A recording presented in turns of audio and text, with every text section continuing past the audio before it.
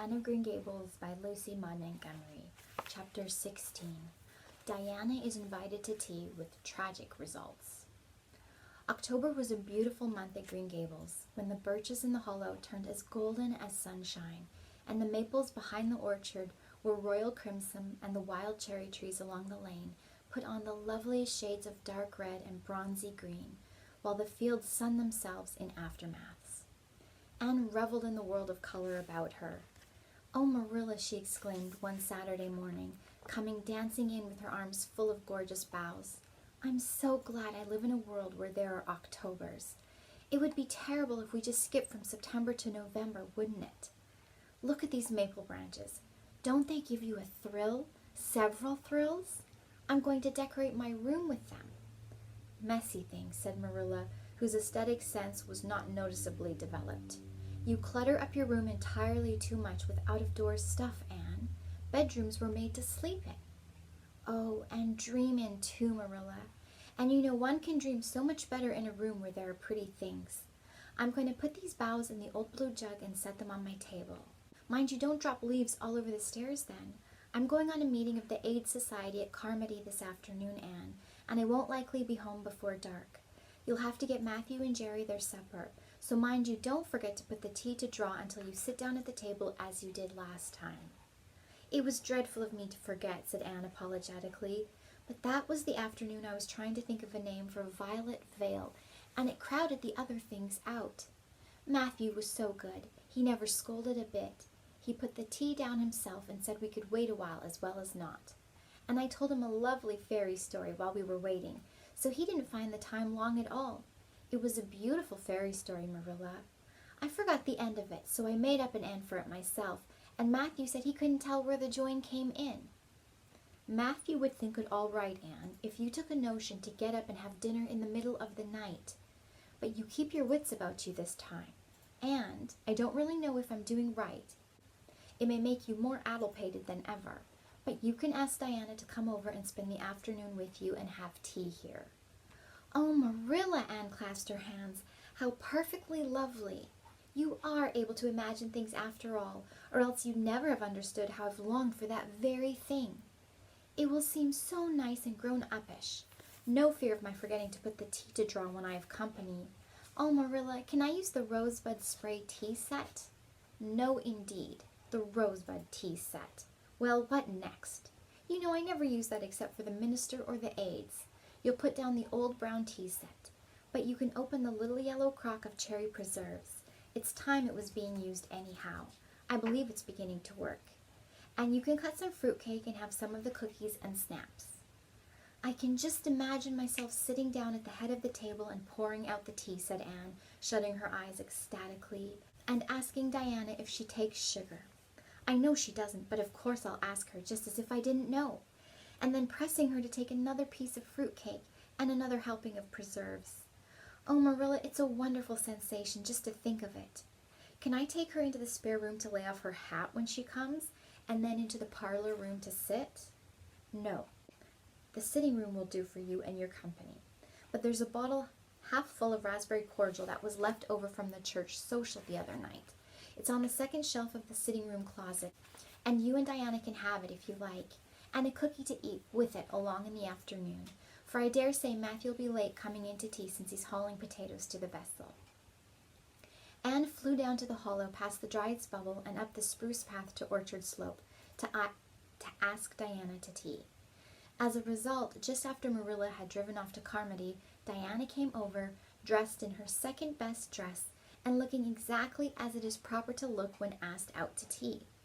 At other times she was wont to run into the kitchen without knocking, but now she knocked primly at the front door.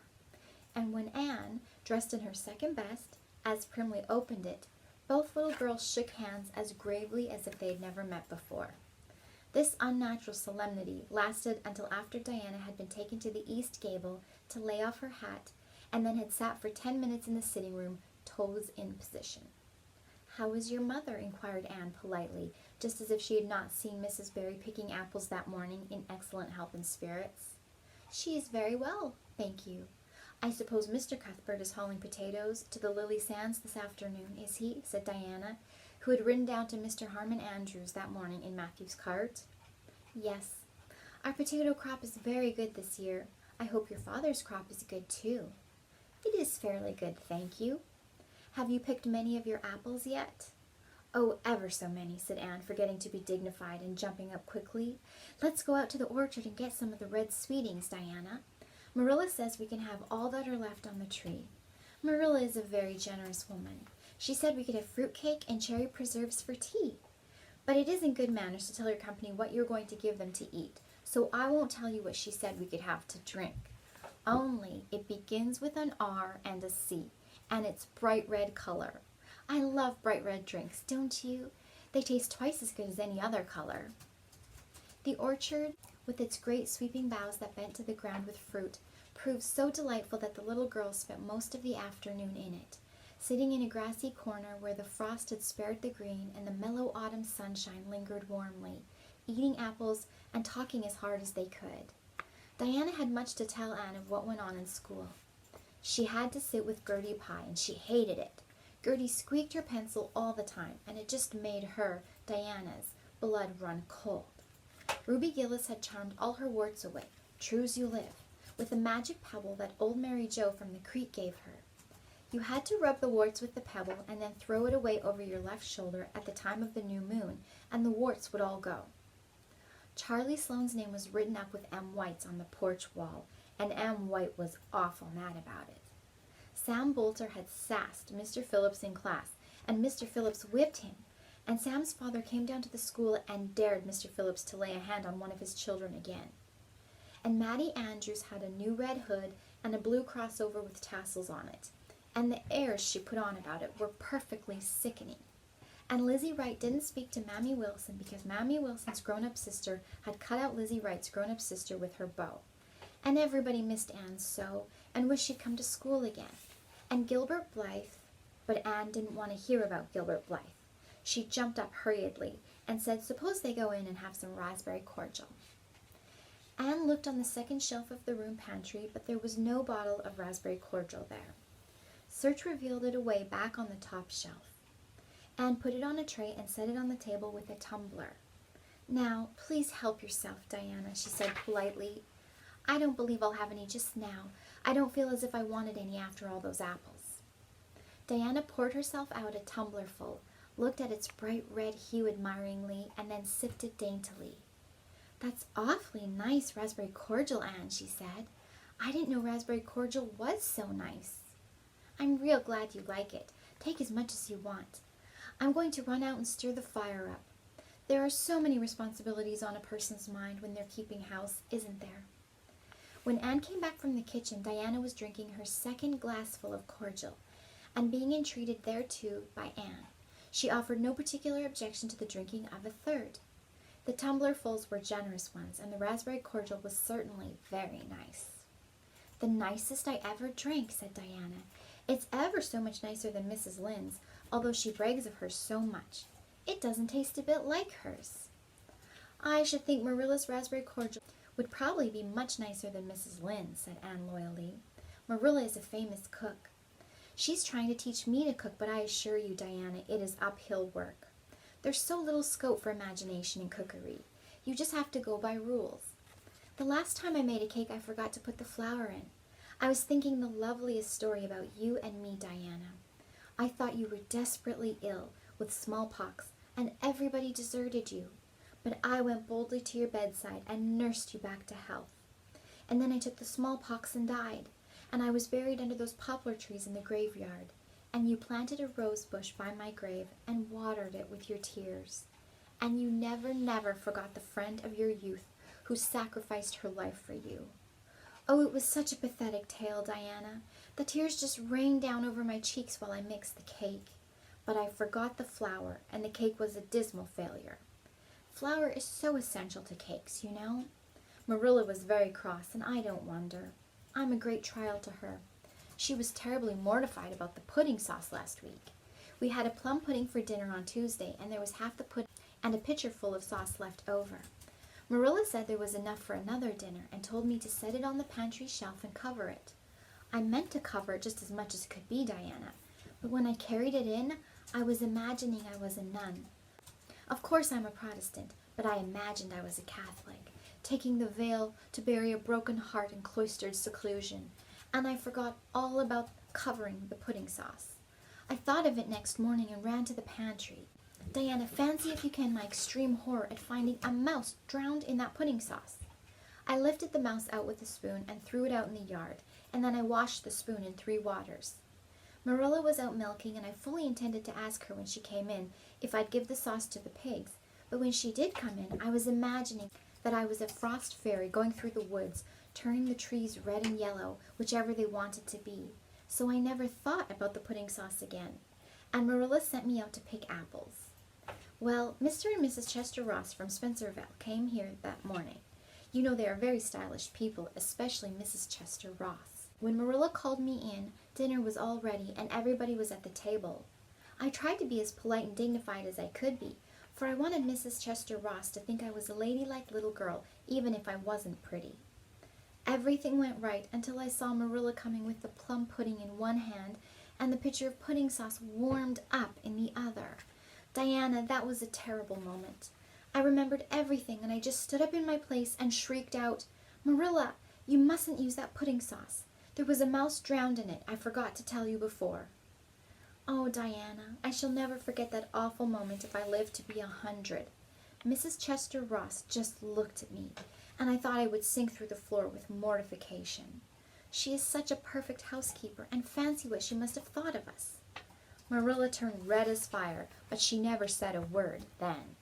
She just carried that sauce and pudding out and brought in some strawberry preserves. She even offered me some, but I couldn't swallow a mouthful. It was like heaping coals of fire on my head. After Mrs. Chester Ross went away, Marilla gave me a dreadful scolding. "Why, Diana, what is the matter?" Diana had stood up very unsteadily. Then she sat down again, putting her hands to her head. I'm awful sick," she said a little thickly. I must go right home." "Oh, you mustn't dream of going home without your tea," cried Anne in distress. "I'll get it right off. I'll go and put the tea down this very minute." "I must go home," repeated Diana, stupidly but determinedly. "Let me get you a lunch anyhow," implored Anne.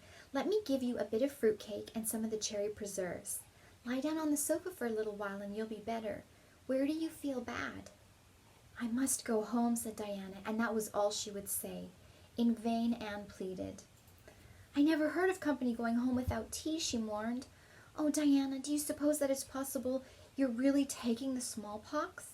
If you are, I'll go and nurse you. You can depend on that. I'll never forsake you. But I do wish you'd stay till after tea. Where do you feel bad?" "I'm awfully dizzy," said Diana. And indeed she walked very dizzily. Anne, with tears of disappointment in her eyes, got Diana's hat and went with her as far as the Barry yard fence.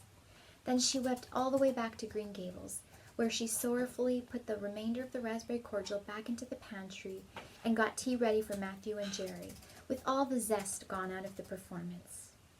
The next day was Sunday, and as the rain poured down in torrents from dawn till dusk, Anne did not stir abroad from Green Gables. Monday afternoon Marilla sent her down to Mrs. Lynde's on an errand. In a very short space of time, Anne came flying back up the lane, with tears rolling down her cheeks. Into the kitchen she dashed and flung herself face downward on the sofa in an agony. "Whatever has gone wrong now, Anne?" queried Marilla in doubt and dismay. "I do hope you haven't gone and been saucy to Mrs. Lynde again." No answer from Anne save more tears and stormier sobs. "Anne Shirley, when I ask you a question, I want to be answered. Sit right up this very minute and tell me what you are crying about." Anne sat up, tragedy personified. "Mrs. Lynde went up to see Mrs. Barry today, and Mrs. Barry was in an awful state," she wailed. "She says that I set Diana drunk Saturday and sent her home in a disgraceful condition. And she says I must be a thoroughly bad, wicked little girl, and she's never going to let Diana play with me again.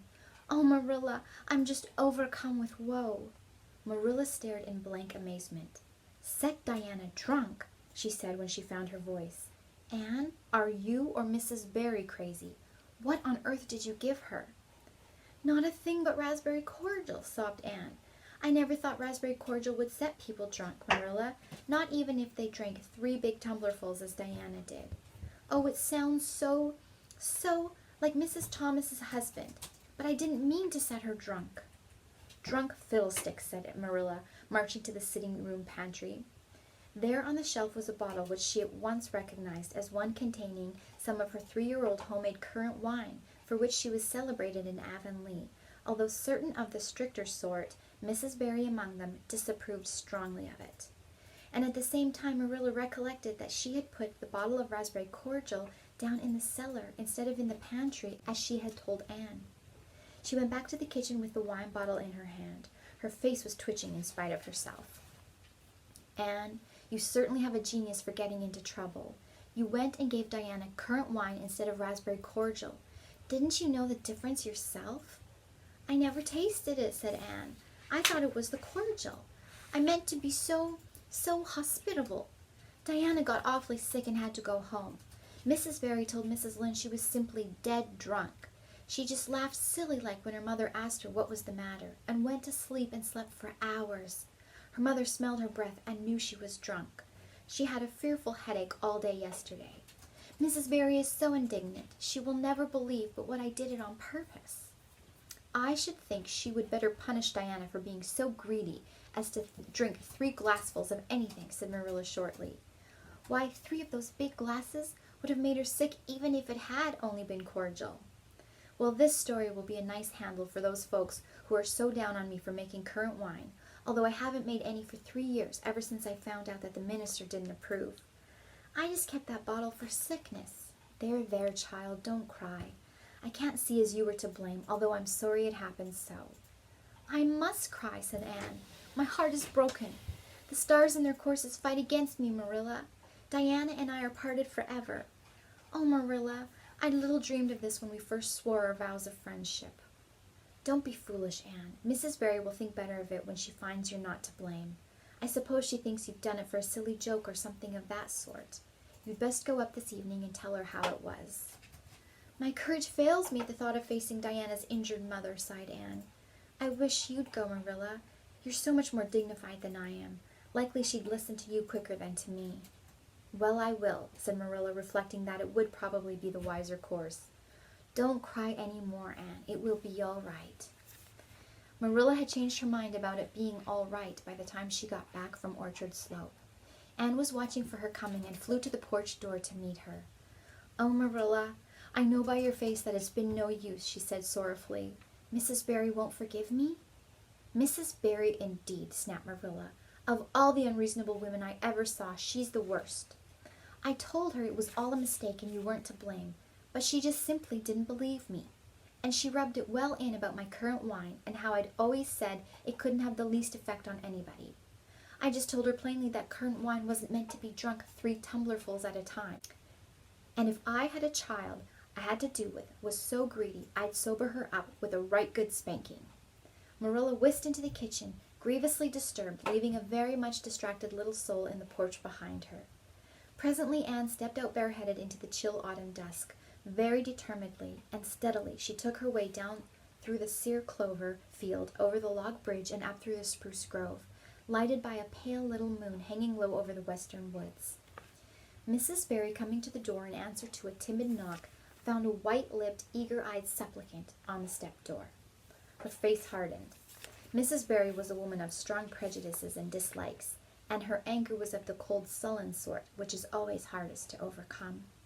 To do her justice, she really believed Anne had made Diana drunk out of sheer malice prepense, and she was honestly anxious to preserve her little daughter from the contamination of further intimacy with such a child. What do you want? She said stiffly. Anne clasped her hands.